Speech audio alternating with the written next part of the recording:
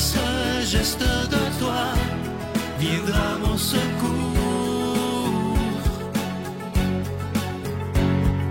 Viens semer dans mon âme le grain de l'amour. Je traverse un désert et je meurs de soif. Montre-moi le mystère qui garde la foi. Bonjour, bienvenue à votre émission La Victoire de l'amour en ce samedi 8 février 2025. J'espère que vous vous portez bien. On rejoint tout de suite pour sa chronique l'abbé Stéphane Roy et à l'homélie, ce sera l'abbé Emmanuel Zeffino.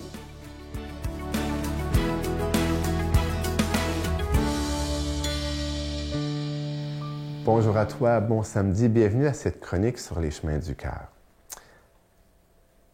Si tu veux, je vais continuer. Qu'est-ce que je vais continuer? Ben, le partage d'une grâce. Ah, cette fois-là, c'est vraiment pas une parole qui m'a été donnée, mais si ce n'est qu'une intuition.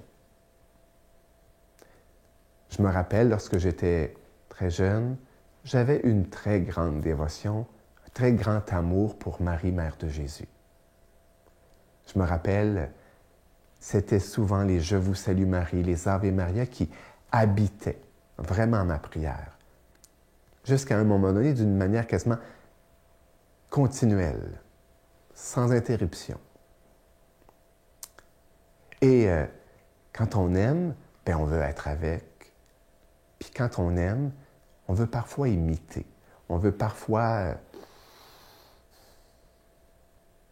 prendre les traits caractéristiques de la personne que l'on aime.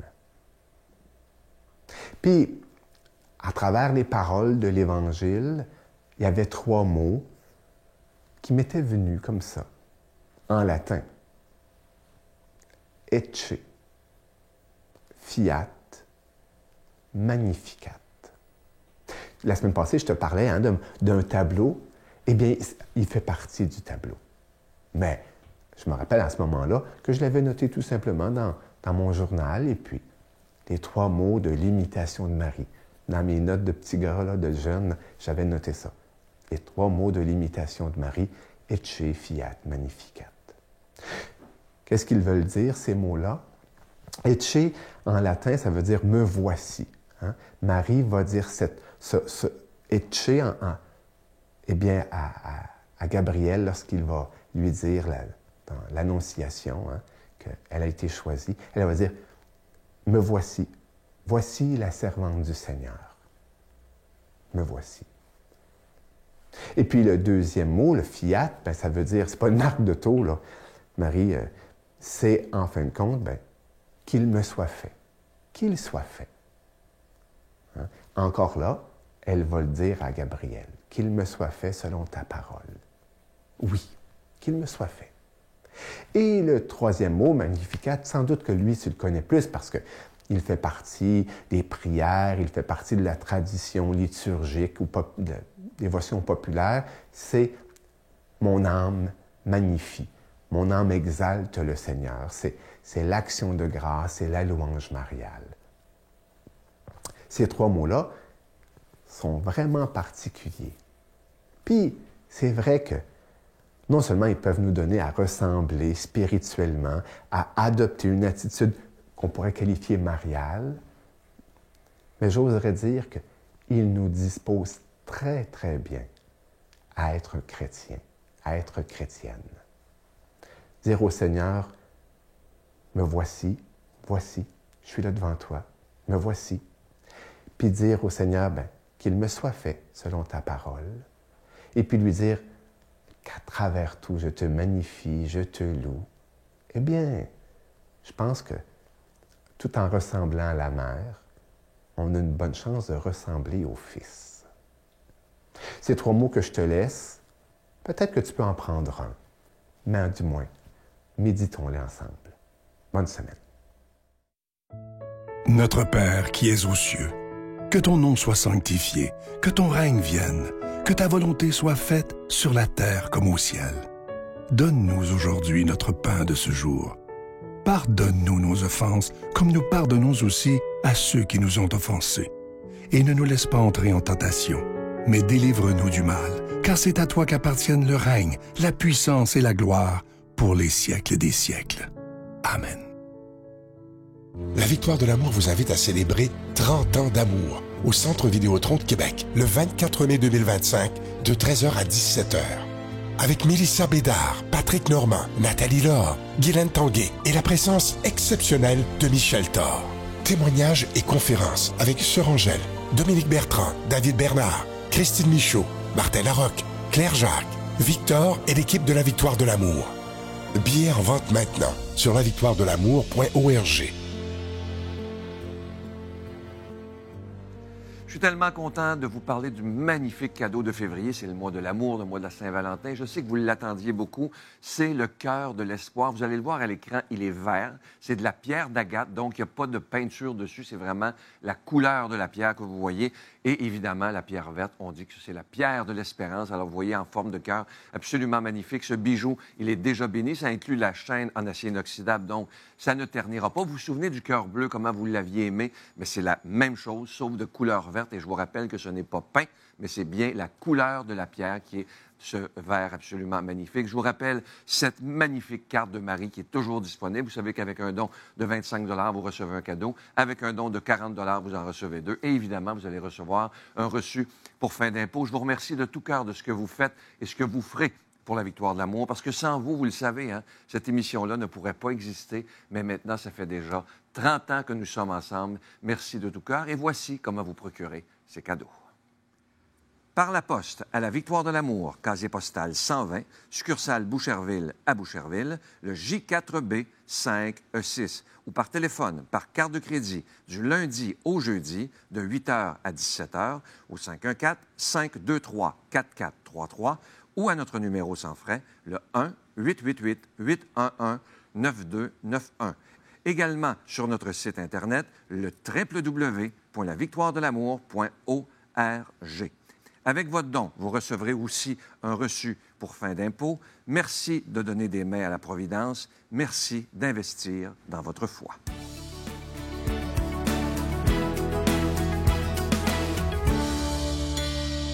Mon Dieu, donnez-moi la sérénité d'accepter les choses que je ne peux changer, le courage de changer les choses que je peux et la sagesse d'en connaître la différence. Amen.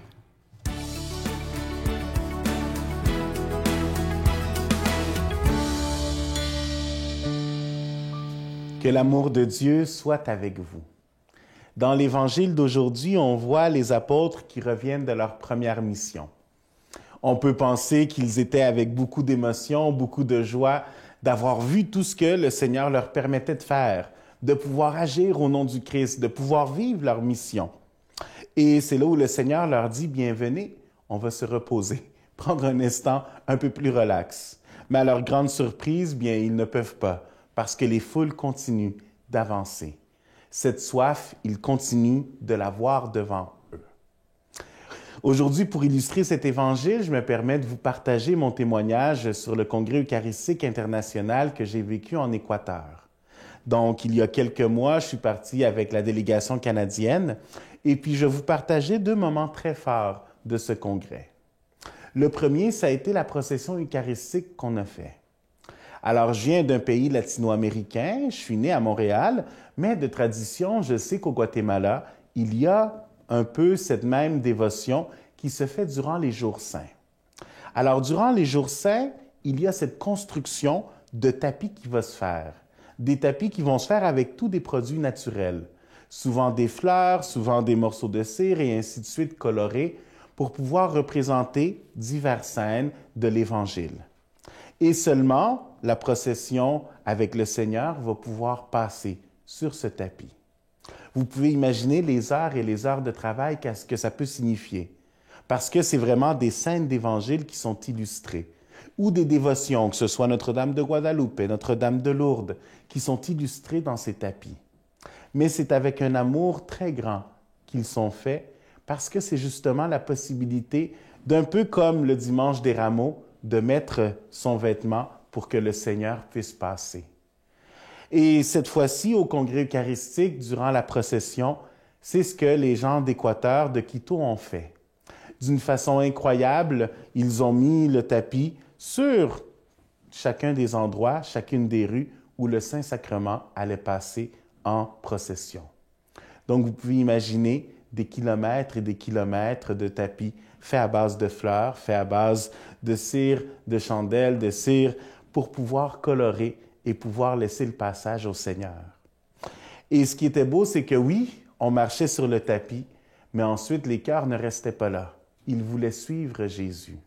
Ils voulaient continuer et ensemble, tout le monde marchait avec le Seigneur, avec le Saint-Sacrement, jusqu'au lieu du reposoir. Et c'est là où on voit cette soif humaine du Seigneur, elle continue d'être là. Parce que le Seigneur passait, il ne passait pas à la course, mais les gens voulaient le suivre. Les gens voulaient être près de lui. Et c'est là où, ensemble, comme un peuple, on était là pour pouvoir prier, pour pouvoir lui confier, pour pouvoir lui donner tout ce que nous avions dans notre cœur, dans cette espérance-là et dans cette foi que lui aussi nous écoutait. Donc, le Seigneur qui nous réunissait, qui était capable de nous laisser travailler en unité, marcher ensemble. Et une autre scène qui a été importante durant ce congrès, ça a été durant la messe d'ouverture. Durant la messe d'ouverture, on a eu 1700 enfants qui ont fait leur première communion.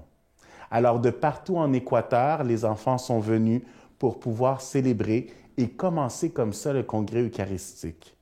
Je trouve que c'était tellement un beau témoignage parce que ça nous permettait de voir comment est-ce qu'une journée normale, si on peut dire comme ça pour nous, pour eux était transformée en une journée où ils allaient pour la première fois prendre cette communion, être en contact très concret avec le Seigneur.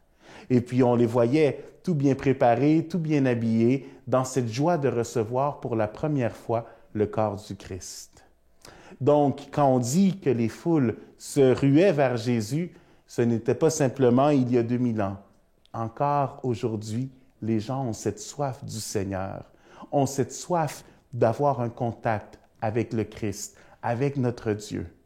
Et c'est là où c'est important pour nous de toujours être à l'écoute et de toujours être présents pour pouvoir assouvir cette soif que les gens ont de Dieu. C'est là où pour nous, c'est une responsabilité. Nous qui avons déjà cheminé dans la foi et qui grandissons dans cette foi, comment est-ce que nous pouvons être à notre tour ses témoins et ses ouvriers pour le Seigneur? Et moi, je vous bénis au nom du Père et du Fils et du Saint-Esprit. Je vous salue Marie, pleine de grâce. Le Seigneur est avec vous. Vous êtes bénie entre toutes les femmes, et Jésus, le fruit de vos entrailles, est béni. Sainte Marie, Mère de Dieu, priez pour nous pécheurs, maintenant et à l'heure de notre mort. Amen.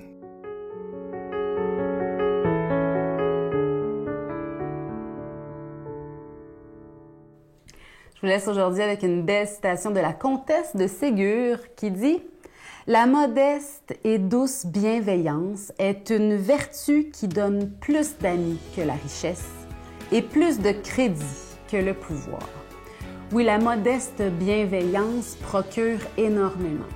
Être bienveillant avec nos frères et sœurs, avec ceux qui nous entourent, nos voisins, notre entourage, nos collègues de travail, être bienveillant, être rempli de cette bonté, ce n'est rien de moins que porter Dieu lui-même, porter cette lumineuse présence qui fait tant de bien. C'est ce que je vous souhaite aujourd'hui. Bonne journée. Et la deuxième écho que j'ai passée, les 2 reins étaient atteints, puis il n'y avait aucune espérance de vie. Il fallait que j'aille accoucher d'un bébé mort-né. Par la mère apprenant que son fils est guéri, par l'oiseau rappelant l'oiseau tombé du nid, par l'herbe qui a soif et recueille l'ondée, par le baiser perdu, par l'amour donné et par le manque